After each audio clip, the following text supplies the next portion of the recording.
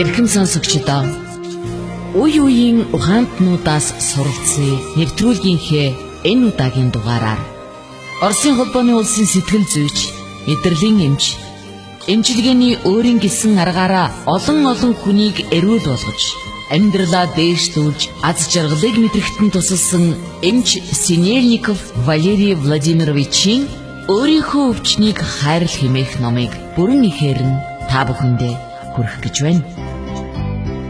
Орос хэлнээс хөрвүүлсэн хууль зүйн ухааны магистр, хуульч Хандмаа мөн энэ номыг бидэнтэй хамт та бүхэндээ сонирдуулж байгаа юм. Синельников өмнөх үгдээ бичгтээ энэ ном бол миний оюутан байхаас эхэлсэн судалгааны үр дүн юм а. Хүний биед өвчин үүсдэг шалтгааныг мэдэж, өөрийнхөө өвчнийг эмийн тусал цаагүй эдгээхэд энэ ном та бүхэнд туслана. Ингээд энэ номонд өгүүлсэнийг туйлын үнэн гэж та бүхэн хүлээж авах хэрэггүй. Номын аль нэг хэсгийг хүлээн зөвшөөрөхгүй байж болно. Гэхдээ энэ аргыг өөртөө туслах загвар, зэвсэг гэж хүлээн аваарай. Мэдээж танаас өөр таны зовлон бэрхшээлийг хамгийн сайн ойлгох хинч байхгүй шүү дээ гэж бичсэн байна. За ингээд өөрийнхөө өвчнийг хайрлах хэмээх энэ номыг та бүхэн маань анхааралтай сонсож, Хандмаагийн хэлснээр аз жаргалтай эрүүл амьдрах боломжоо нэмэгдүүлж, их дэлхийгээ энх тайван амар амгалан үрд оршин байлгахын төлөө амьдарцгаая. Та бүхэн номоо тухтай сууж анхааралтай сонсноо. 2 дугаар ном. Үргэлжлэл. Номын энэ хэсэгт хүний альва өвчин ямар шалтгаанаас үүсдгийг харуулахыг хичээж байгаа юм. Үүнийг та өөрийнхөө дотоод шалтгааныг олоход ашиглаж, өөртөө ажиллахдаа хэрэглэнэ. Үе мөч.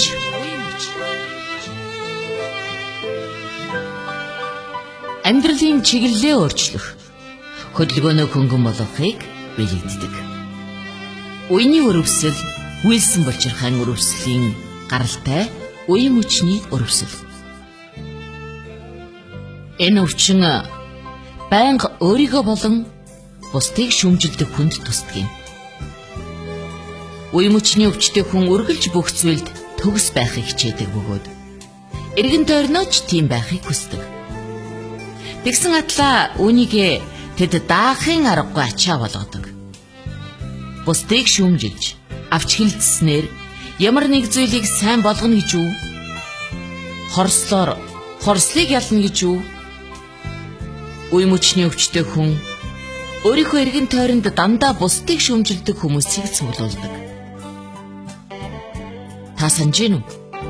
Адил зүйл адилаа татдаг гэдэг.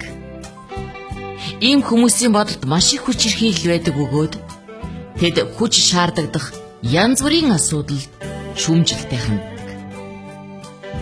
Тэд хайраар их дутдаг бөгөөд өөрийгөө төдийгүй эргэн тойрнооч маш бага хайрлаж, улмаар тэдэнд ч хүмүүс хайргүй гэдгийг мэдэрдэг. Ийм хүмүүс амьдралыг маш хүнд дааж төвчих аргагүй гэж ханддаг. Тэд миний нуруунд дээр маш их ачаа байна гэж боддог боловч жинхэнтэй даахын аргагүй их ачааг өөртөө л өрүүлдэг юм. Үений өвчтэй нэг үйлчлүүлэгч маань намайг дараад байгаа ачааг би тисч чадахгүй нэ гэж ярьж үлээ. Яагаад үе мөчний өвчин ихэнхдээ настай хүмүүст байдаг вэ гэвэл тэд зогсонгуулж өөрийнхөө үзэл бодолд хатуу, уян хатан биш болдог учраас тэр. Заримдаа үений өрөвс нь уур, хорсол, зэвүүцлээ гаргахад нь бие махбодын зүгээс учруулах саадуулдаг юм.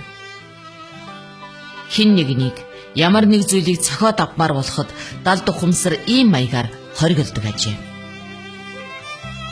Үений маш хүнд өвчтэй эмэгтэй доорх түүхийг ярьсан. 5 жилийн өмнө би маш их хүчтэй стресэд орсон. Миний хүүг банд нар зодоод харахын аргагүй болгосон юм. Аав нь хүүгээ хараад би тэднийг алнаа гэд буугаа шүүрэн авч гарах гэхтэн би түүнийг тайвширтал нь хорж зогсоосон. Ингээд ердөөл 7 хоногийн дараа миний үе мөч тэсхийн аргагүй өвдөж эхэлсэндээ гэлээ. Даалд ухамсартай харилцахад өвчний шалтгаан тэр явдал болох нь тодорхой боллоо. Түүнд би ховсдолд хийж хоргойжүүлэх юм хажуугаар өгснөөр олон жил үргэлжилсэн өвчин идэгсэн. Тэгэхэд би өвчний шалтгааныг арилгах хэрэгтэй гэдэгт дахин итгэсэн билээ. Хүзүү уян хатан байдлыг илэрхийлдэг эрхтэн. Хажууд болон ард юу болж байгааг олж харах чадвар түүнээс хамаарна. Тэгвэл хүзүүтэй холбоотой асуудал зөрүүд уян хатан чанаргүй асуудлыг өөр талаас нь олж харахыг хүсдэггүйгээс болж үүсдэг. Миний нэг үйлчлүүлэгчийн хүзүү нөхрөө хүлээн зөвшөөрөөгүй үед нь дандаа гоёоддаг гэсэн. Би нөхрөө элдв балаа юм яриад эхлэхэд нь сонсохгүй хичээгээд буруу харж чаддаг юм гэж ярьсан удаатай. Өөр нэг эмэгтэй зөрүүдлээд бусдыг шүүмжлээд эхэлмэгц хүзүү нөшдөг байлаа.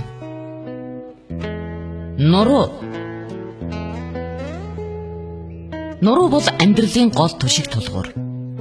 Сээр нуруу болохоор уян хатан тулгуур болдог.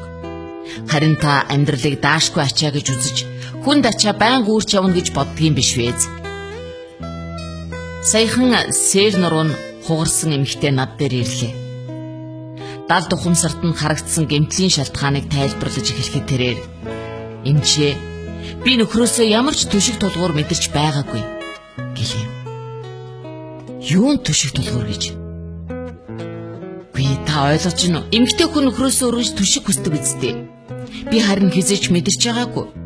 Тэр надад хайргүй. Зөвхөн хүүхдүүдээсээ болоод надтай хамт амьдардаг юм шиг санагддгийг. Ер нь бол материалыг дэмжлэгч нэг их байгаагүй. Мөнгөний төлөө санаа зовох, өөрийнхөө материалын байдалд сэтгэл дундуур явах нь нурууны доод хэсэгт асуудал үүсгэдэг.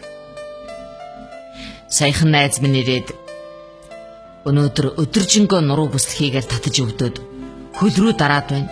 Энэ юуных вэ? гэлээ. Чамд мөнгөтэй холбоотой ямар нэг санаа зовных юм байна да. Яг үнэ би өнөөдөр нэг хүнд хэмжээний мөнгө өгсөн. Эргэж ирэх юм уу гүм бүү мэд. Над дээр сэл нурууны ойстой хондроостой хүмүүс ирэхэд тэднээс байнга л би энэ бүхнийг нуруун дээрээ тээсэн, би амьдралд маш их хэмээг үүрч аваа, би дааж давшгүй ачаа үүрдэг, надад миний хүү хүзүүн дээр минь суугаад хөлөөрөө хэрсэн мэт санагдаж байна. Энэ миний загалмай, би үүнийг насаараа үүрч явах хэрэгтэй гэсэн тийм хиллэгнүүд амнаас нь их гардаг л даа. Жишээ нь миний өмнө нурууны өвчтөй залуухан эмэгтэй сууж байна. Эмчээ би бүх насаараа амьдралын ачааг нуруун дээр өөрч явлаа. Би нөхрөөсөө илүү цалин авдаг учраас намайг ологч, тэжээгч гэж тэр боддог. Би бас эцэг ихтэй тусалдаг. Над нэг загалмай байна. Миний дүү тахир дутуу, би түүнд ч бас тусалдаг. Та намайг мэддэг ч болоосоо ямар их ядарч байгааг юм. Би өөр дээрээс энэ хүнд ачааг авч ямаар байна. Надад туслаач. Намайг ойр дотны хүмүүсийнхээ төлөө хөнгөнөөр аз жаргалтай санаа тавьдаг болоход нь туслаач гэсэн юм.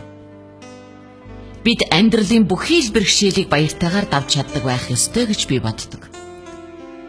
Зөвхөн амьдралд хандах бидний хандлага түүнийг дараас болгоод байгаа юм. Тиймээс хүний зовлон бусдын ачааг нуруун дээрээ авахаасаа өмнө өөрийнхөө амьдралын учрыг ол. ертөнцийг үзэх үзлээ шинжилж, амьдрал хэрхэн чамайг дэмжиж, чиний төлөө санаа зовж байгааг олж харж сураарай. Би л гэхэд өөрийнхөө ертөнцийн өмнө хариуцлага хүлээж чаддаг болсноос хойш миний амьдрал илүү хөнгөн болсон. Миний мөрөн дээрээс бурууг хүлээх, гомдол, шүүмжлэл, хэлэлцэх гэсэн хүн дарамт алга болсон. Бид саяхан хөлийн тавхай, өсгийний холбоосон сунсан өвчтний далд ухамсартай харилцсан юм. Энэ гэмтлэр ямар эерэг зориг биелүүлэхийг хүссэн бэ хэмээн далд ухамсарт нь хандхад би чиний аюулгүй байдлын төлөө санаа тавьж байна гэсэн хариултыг өвчтөн бодлороо авсан. Гэмтлийн өмнө тэрээр нэг том фирмтэй хэмжээний мөнгөний гэрээ хийсэн байж. Түүнд анханасаа л энэ гэрээнийг л хууль бус юм шиг санагддаг байжээ. Гэхдээ л тэр явахаар шийдэж.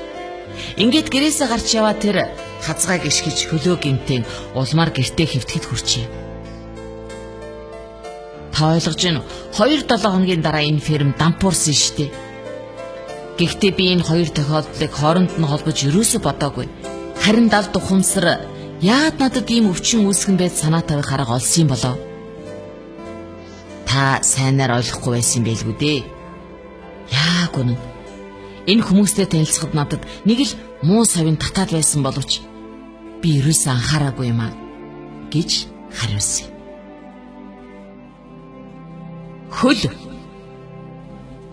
Хөлний байдал бид амьдрал дээр хэрхэн урагшаа явж байгааг илэрхийлдэг. Хөлний өвчин хөлтэй холбоотой асуудал. Ирээдүйнхээ төлөө маш их айх, энэ амьдралдаа урагш хөдлөхөөс айх, хүсэхгүй байхыг илэрхийлнэ.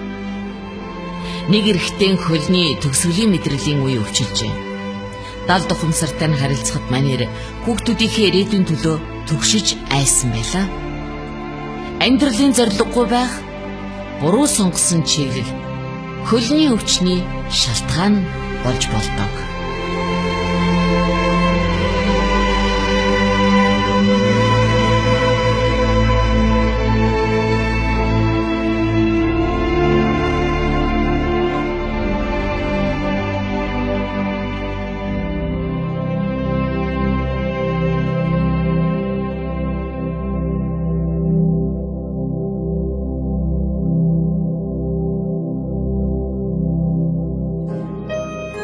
Эрхэм сонсогч та бүхэн Оросын холбооны улсын сэтгэл зүйч мэдрэлийн эмч Синельников Валерий Владимировичийн өөрийнхөө өвчнийг хайрал хэмээх номыг бүрэн ихээр нь сонсож байна. Энэ номонд Бурхан, ертөнц, дээд ухамсар, үнэн байдал, хүч, бодит байдал, дэлхий зэрэг үгийг их ашигласан байгаа. Энэ олон нэрээр хүмүүс бидний дотор байдаг ертөнцийн ноёрхдог нууцлаг, онцлог шиг авгаан хүчийг бидэрлсэн юм.